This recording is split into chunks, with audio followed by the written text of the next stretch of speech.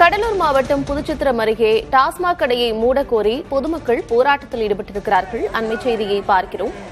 கடலூர் மாவட்டம் புதுச்சித்திரம் அருகே டாஸ்மாக் கடையை மூடக்கோரி பொதுமக்கள் போராட்டத்தில் ஈடுபட்டிருக்கிறார்கள்.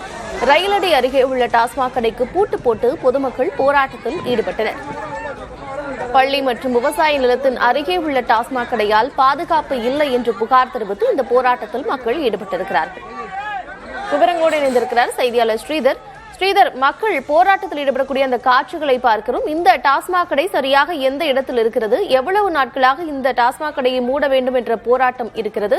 ஏற்கனவே இந்த 717 பள்ளி மற்றும் விவசாய நிலங்களுக்கு இடையே இருக்கக்கூடிய டாஸ்மாக் கடையை மூட வேண்டும் என்ற உத்தரவு இருக்கிறது. அதுல இந்த டாஸ்மாக் கடை இடம்பெறலையா? என்ன புதிதாக பொறுப்பேற்றுள்ள அரசு 717 கடைகளை மூட உத்தரவிட்டது. அது கடலூர் மாவட்டத்தில் 21 கடைகள் மூடுவதற்கான உத்தரவிடப்பட்டிருக்கிறது.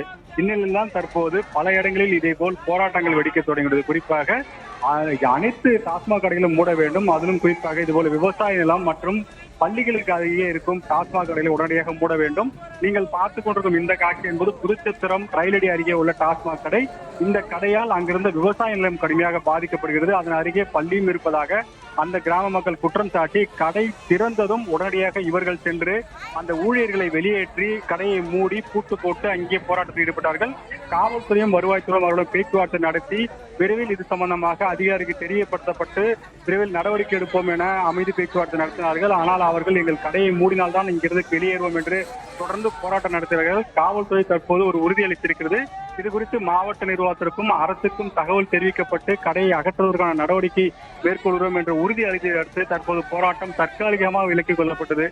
அவர்கள் சொல்லும் முதல் காரணம் இந்த டாஸ்மாக் கடையால் விவசாய நிலம் பாதிக்கப்படுகிறது. மது பாட்டல்களை வீசி செல்வதால் விவசாயம் செய்ய முடியவில்லை. அது மட்டும் இல்லாமல் குழந்தைகள் நடமாட முடியவில்லை.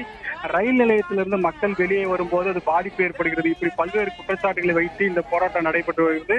அந்த மூடுவதற்கான அந்த ஏற்பாடை செய்வதாக உறுதியளித்ததால் தற்போது போராட்டம் கைவிடப்பட்டிருக்கிறது. போலீசாரின் பேச்சுவார்த்தையை தொடர்ந்து இந்த போராட்டம் தற்காலிகமாக கைவிடப்பட்டிருக்கிறது. விவரங்களை வழங்கியமைக்கு நன்றி ஸ்ரீதர்.